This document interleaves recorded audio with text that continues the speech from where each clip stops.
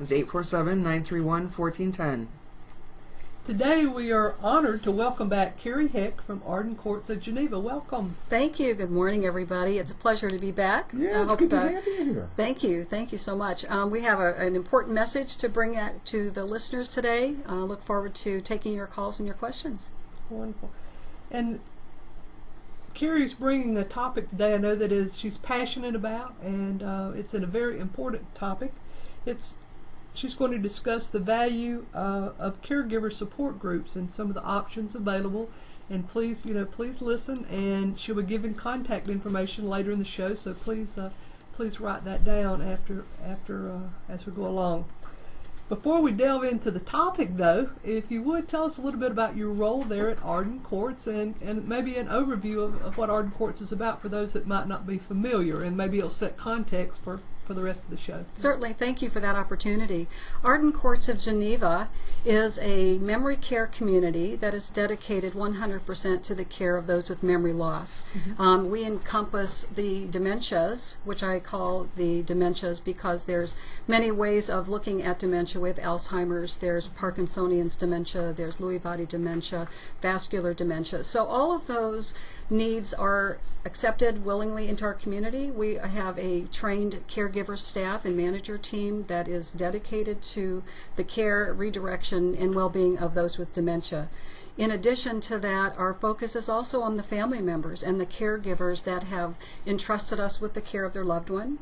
Mm-hmm. What we find is that very often, even though that caregiver and that loved one, it might be a spouse or a child, has brought their loved one into our community, their concerns, their needs, their stress with the situation still continues in a different way perhaps, mm-hmm. but it still continues. Mm-hmm. And they need the kind of support for us to all go the distance together in a healthy and manageable way. Mm-hmm. So one of the reasons that we do in our community sponsor 2 different support groups, which I'll mm-hmm. talk about a little bit later, mm-hmm. is one that was developed out of our sense of need for the family. We were seeing those folks who were coming to visit their loved one mm-hmm. and still were struggling, still had emotional issues, yes. still were very, very concerned. And so we looked at the need for information, the need for education, the need for someone to help them. We also looked at the need that I recognized in some people who've become dear friends, mm-hmm. and that is when they can't say the words out loud, what about me now? Mm-hmm. What about me? And we have to recognize that there's certain emotions tied to that feeling that they don't feel they can express perhaps to their family or to their friends. They feel guilty about those feelings. So we developed another type of care group for them to help them find a way back to normalcy for their life. How about that? Now that's unique, correct? That it is very unique, mm-hmm. yes. And that's remarkable that this is being offered. I'd like to encourage our listeners, don't be out there alone like an island. Carrie has, we're going to be talking about support groups, and they're out there for you. We're all passionate about what we do, and that is helping people. We're there to help you too. Absolutely. Absolutely. What struck me, Carrie, is over the years I visited at Arden Courts for various events and things, and what struck me is the caregivers that come back after their loved one has passed and continue to feel part of the community and partake in the events, the educational events and whatnot that go on. It's a testament to the staff there. Sure. How they become part of the family. Mm-hmm. Mm-hmm. Yes, we call that all the time the Arden Courts family. Mm-hmm. When I'm meeting with people to talk with them about their needs, they may be working with someone like right at home, and they're at home, and that's been working very, very well. There reaches certain situations where they need to come into a community, either for a short stay or for a permanent move-in. Mm-hmm. And we try to reassure them that we look at the adult daughters, the spouses, the grandchildren. They're part of the team. They are part of that ongoing wellness and health that resident needs, so that they don't feel abandoned, that their worst fears does not come true, that they're going to be moved into a facility. We call ours a community because it truly is a sense that's their home now. That's right. And we want them to feel like they are still going to have visitors and they can still go out and about until they're physically not able. Sure. Yes. And it is just part of the family. And the other thing I have to say is simply the fact that it's a community and it's not a institution. Right. That's right. And I think that anybody that has an idea of what the nursing homes used to be like, and has a fear about that, needs to go and visit Arden Courts, to see that there's nothing to be afraid of. Thank you for that. And there's been great effort in the design of our building. We have multiple buildings throughout the country, and they have been designed specifically for the dementia need. They're all on one level.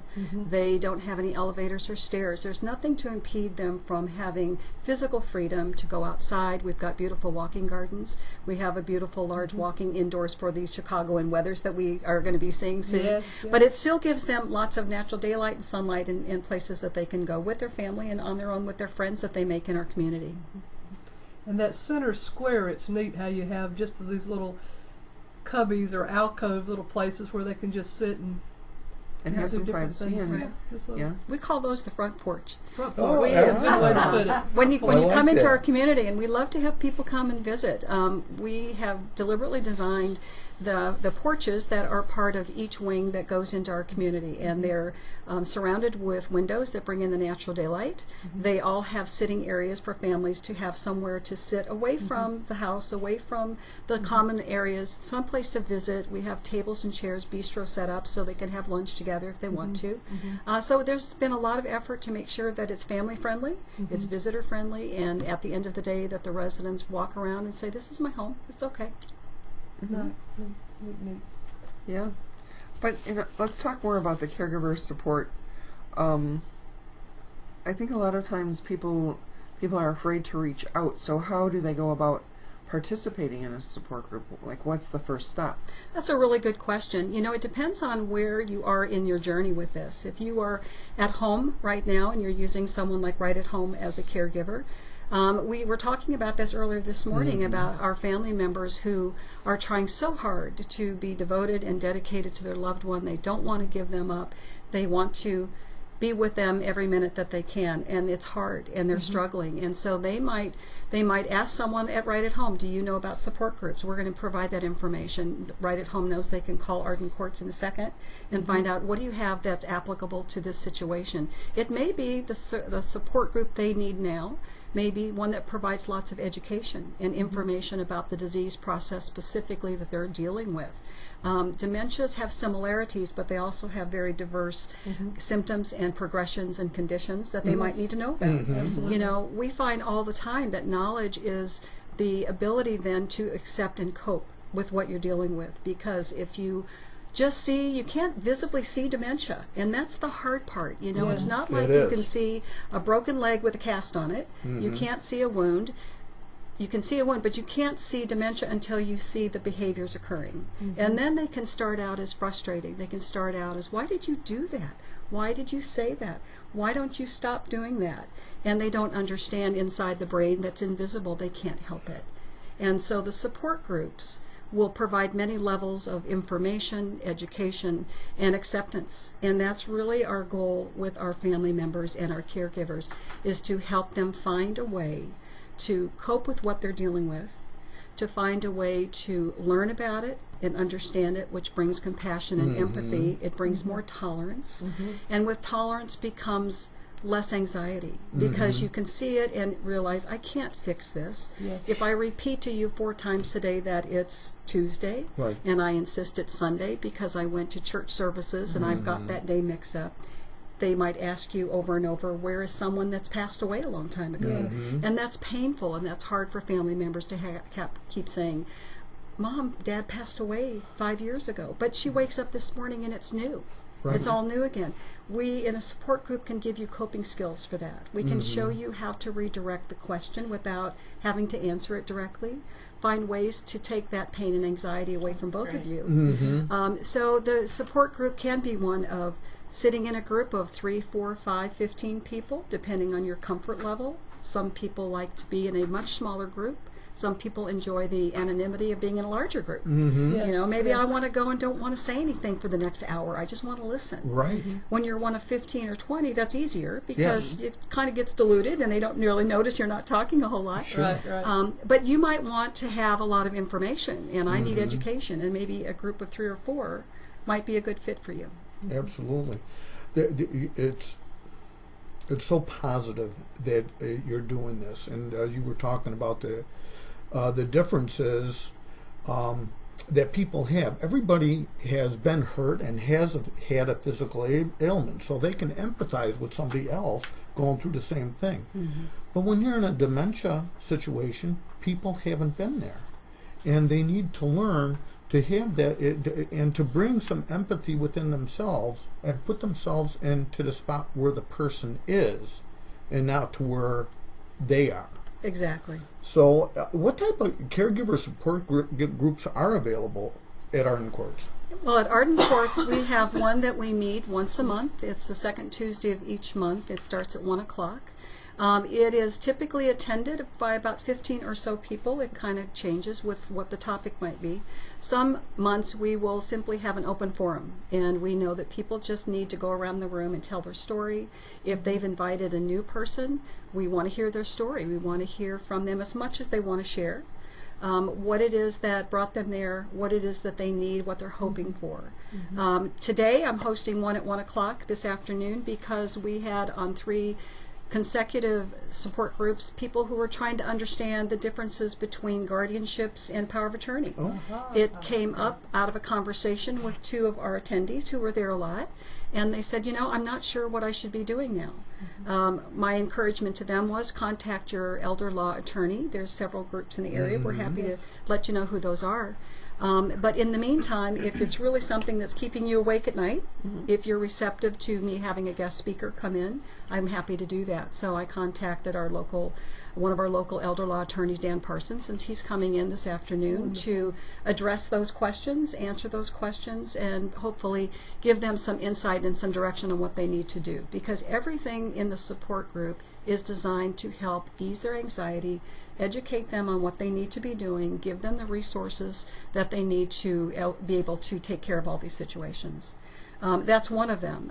Another one that we have is called Soul Care. It's called Creative Expressions Support Group. It's rather new. It's a very, very unique. It's something that I don't think anybody's doing. No. And it became evident to me after talking with all of these wonderful family members and people who are visiting with me that they needed something to give them some joy. You go to a typical support group, and there's a lot of talking, and there's a lot of, wow, got to share my story, and we're trying to find a way to lift them up, especially if they've moved a loved one in, and it's time for that loved one caregiver to move on, to find a way to have a life, to find a way to get back into the world. They certainly will still come and see their loved one, and we want them to do that with a smile and with joy and with the knowledge that they've made a good decision, that their loved one's well cared for. But now we need to help heal the caregiver. Sure. And that started our quest to what is it that they need. And for some of them, when I talk with them, they haven't done anything of their old hobbies for years. Dementia is a years and years process typically. They have spent the first early years just trying to deal with it, trying to fix it. Then they accept it, and then they are just doing hard caregiving. Once they've come into our environment, or even if they're still right at home, they need something that will help them get back out in the community, help them find something that is interesting and helps them to have a smile. And let them know that they're not alone out there. That's right. So they come to the Creative Expressions group. We meet the first and third Fridays at 1 o'clock at the United Methodist Church in Geneva. We chose that location rather than our building because we wanted them to have a neutral, safe zone. If they need to talk about their stresses and their concerns, even if it's a concern with our community, we wanted to give them an open forum to do that. I do not attend that meeting. I will go and greet them. I will give them treats and beverages. But the facilitator is Kathy Jarman, and she is a trained, licensed facilitator for these things. She will give them an opportunity to talk and chat while we do creative, artistic things. Don't have to be a painter. Y'all don't have to be a good artist. You don't have to be a musician. But she will bring to each one of those sessions something of music, or maybe it's something of art. Maybe it's painting. Maybe if you're a knitter, she's going to say, bring your knitting and just sit and knit and talk with us while you're doing it. It's to bring in a creative side of your brain so that for that hour and a half that you're there, that you can have a good time. That moment is about you if you want to share your thoughts and you want to have some counseling, if you want to have an interaction with them, you can, but you don't have to. It gives you a free space to just heal, find something that's interesting. Kathy will do her very best to ask you, what did you used to like to do? What hobbies did you used to have? Or maybe it's a new bucket list. I want to learn how to paint or do pottery or maybe do some beadwork, whatever it might be. She will then bring that for you. And it is funded through the Heartland Hospice Foundation. Excellent. And that money is used to buy the creative products that we need to do the program. This is for anyone who is a caregiver. They do not have to be a dementia caregiver. They can be a caregiver of a senior. And the need for healing and the need for something interesting to do is there for all of us. And we find that we're then hopefully going to bring healthy, happier people out in the community. All caregivers, regardless of what their loved one's suffering from, there's a commonality of the stress and the selflessness that they show in that they don't do anything for enjoyment for themselves. Right, because and they really lose themselves, as a result of that. Right. We were empathetically talking about situations that we've all seen this morning for coffee, and the caregiver needs to be cared for too. Right. They need to take this time. Today, we have the sandwich generation where they're taking care of grandma and grandpa. And they're being, the sandwich generation is fried eggs. What was that? It's like a fried egg. Yeah, and that's exactly what you feel like. You're being pressed from both sides. So these support groups are phenomenal for the caregiver to take care of themselves just a little bit. It's only an hour or two out of your time to do something that's for you. Right. And I want to stress, with 65+ million caregivers in the world right now, that number is growing every minute because every minute there's a new person diagnosed with some kind of a dementia disorder. So that number is going to continue to climb. We have excellent medical care for our loved ones these days. So medically, physically, they still can continue, and therefore that the need for a healthy caregiver is so paramount, because if your goal is to keep your loved one home as long as you can, you as the caregiver must stay as healthy as you can. That means also your emotional health, your mental health, as well as your physical well-being. One of the things that I love working and partnering with Right at Home is that if you can't find the time, if you think you don't have the time to go to a support group, if you can't even find time to go to the doctor, then you need to call and enlist the help of caregivers through someone like Right at Home that can give you that time and that space to go do what you need to do. A short visit. Absolutely. That's right. We're all working together in this endeavor. Absolutely. Well, unfortunately, I think too many times, too, you end up seeing the caregiver go down. You Right. know, I mean, Yes. the caregiver ends up taking seriously ill because of the lack of attention they're giving to themselves. And if you look at the big picture overall, you'll understand the importance of those support groups. And, That's right. Yep. Is it helpful to attend a disease-specific dementia support group, like for Lewy Body or Frontal Temporal Degeneration? I almost tripped on that word. Sometimes it is. It's a little difficult in some areas to find a specific support group for that disease process. That is where an online support group is helpful. There are, if you are computer savvy and you can get on the internet and you can go on a website and look up the disease that at some point your doctor has probably given you. You simply type that into the web search. It's going to bring up an association that sponsors information support groups and online chat rooms, online support groups, and that is probably more and more the way of things, because people more and more are younger caregivers who are working. We have worked with the Alzheimer's Association, who have what they call live web services. They will host these at sometimes noon, and it's a time for a caregiver who's at work to be able to get on their computer, laptop. They can dial in, so to speak, to this website service, and they can participate in a live web chat support group for an hour, and they're very specifically designed for a topic that that topic is something that you might want to do. That's fantastic. It is. I had no idea. So you can just jump on the web, and these people and the support group leaders, and you're in this, let's call it a virtual community that you can get help from. Yeah, and all of the various disease processes like Lewy Body, like Parkinsonian disease, all of those have an association's website. So if you simply type in the name of that disease process, it's very easy to find the tab that's going to take you to a support group. If you're very fortunate and find a support group that's in your zip code area, it's going to tell you that. All of those associations are listed. But you can also go to your clergy. You can go to your local church groups. Many church groups are now hosting support groups in their church. During the week, some are during the day, some are in the evening, and they're designed to give you somewhere that you can go. There are a few in the local area, and you just need to ask this question: do you have a support system that I can bring my loved one with me, that you will watch them while I go to the support group? Because the biggest obstacle to going to support group with a dementia resident is, I can't get away. Sure. You know, so many people have other kids, their family can't help, everybody's working, and that's a real phenomenon in what we used to deal with 50 years ago. And, you know, used to be they would keep people home forever and you just dealt with it and what you do. But with this era of all of us working, who's going to take care of them? That's where, you know, people like yourselves provide such a needed service. Someone has to help take care of these people. But the churches, some of the elder day centers are also offering those support groups. We will at Arden Courts, if you have a loved one that you need help with and you can't come without bringing them, we will make arrangements to help with that. So it gives them a time. Hopefully we'll be able to integrate them into an activity, something fun to do. Maybe it's going to be ice cream time. But there are all ways of doing that. You just have to ask for that help. You seek it out, ask those questions. People in our line of service always just want to help you. We want to make sure that you get the resources you need, that you have the support that you need so that you're healthy and are able to continue taking care of that loved one as long as possible. Now, could you repeat just one more time where and when the two different support groups meet? At Arden Courts in Geneva, one of our support groups is the second Tuesday of each month. We start at 1 o'clock. It's in our community.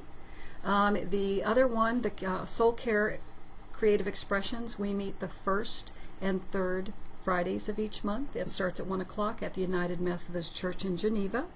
We meet on the second floor in a beautiful room called the Parlor. The Parlor. So you can just contact me. I'll give you all my direct cell phone number because I don't want you to have to leave a message. The number for me is 630-200-6671. And that's Carrie Heck, and you spell that C-A-R-R-I-E. Last name is Heck, H-E-C-K, at Arden Courts of Geneva. And I welcome your call. Carrie, can you give the phone number one more time? Sure, it's 630-200-6671. Carrie, what if you attend a support group and I just don't click with the people? It's a good question because it does happen. Oh. Again, it goes kind of back to my comment earlier. Are you more comfortable in a group of 3 or 4 or a group of 15? There are always situations, it seems, that people are people, and somebody may make a comment that makes you a little uncomfortable. Someone may express an opinion that you don't agree with, or you just aren't comfortable in that particular setting for whatever reason. You know, don't give up on that because there is a place here for everyone. The Fox Valley area is just phenomenally rich in support group options. And again, you go through your church, you ask your doctor, ask your hospital if you're in a discharge situation. You know, do you know or have a list of support groups? Can you give me a phone number for someone that can help? I work with many people, you know, people that are in the dementia care business that all have access to these support group phone numbers. But your doctors, your hospitals, your clergy, your women's support groups, the senior centers. There are senior centers in Batavia, there are senior centers in Geneva, there are senior centers in Elgin. They're everywhere. And you can go on and find the senior center number. They have support groups at those centers as well. They can also lead you then to other types of support groups once you start one. I frankly have in our community, some of our people that attend our support groups attend 3 different support groups. How about that? We're just one on their list, and some are other places, and they found that that's helpful for them, and that becomes a safe relationship for them because what happens so often is that your friends that you've been friends with for years, especially if you're in your late 70s or 80s, they are having health issues as well. You don't have those friend connections like you used to. Sure. And sometimes friends just don't know how to cope with being around a couple now that one has dementia. So their socialization changes, and they find that the support groups give them a place that they can go and be with like-minded people, people with the same types of situations, and they become very, very good friends. I have had just the wonderful experience of seeing some of our support group attendees become friends, exchange cell phone numbers, be the ones that they call at 2 in the morning because they know they're up to. And they will, half of our support group at the building is people who their loved one lives with us, and half of them haven't made that decision yet. And so they are mentoring and helping each other, and they trust each other because they know that old adage, what is said in the support group stays in the support group. And that needs to be a commitment that everyone attending a support group will maintain, because they are going to say things that they would never say to their family. The hurts, the fears, the grief. We deal with profound, I call it live grief. And their loved one is still alive, but they've lost them. Right. They've lost their partner. They've lost their companion. They've lost the person to talk things over with. In the support group, they might say, my car broke down, or my furnace isn't working. What do I do? He always took care of it. And now I have to do everything. And that's when it came out. You hear that a lot, don't you? I have to do everything. What about me? What do I do with this? And I have had some very entertaining sessions where they all start talking about their almost comical errors with their car, with their house, with their phone service. They start sharing it, and by sharing it, the laughter comes, and at the end of it, they're like, wow, I feel better now. And those endorphins kind of pop up, and not to say that we don't have the days where they cry. Very sad. That's And exactly right. they need And they a need to place do where that. they can do all of Energy, that. absolutely. Because the line between laughter and tears is very close with a dementia caregiver. And It's it very is. close. In fact, we're going to, anybody, you can now see us, by the way, and you can see the passion that Carrie has on her face when she talks about this subject.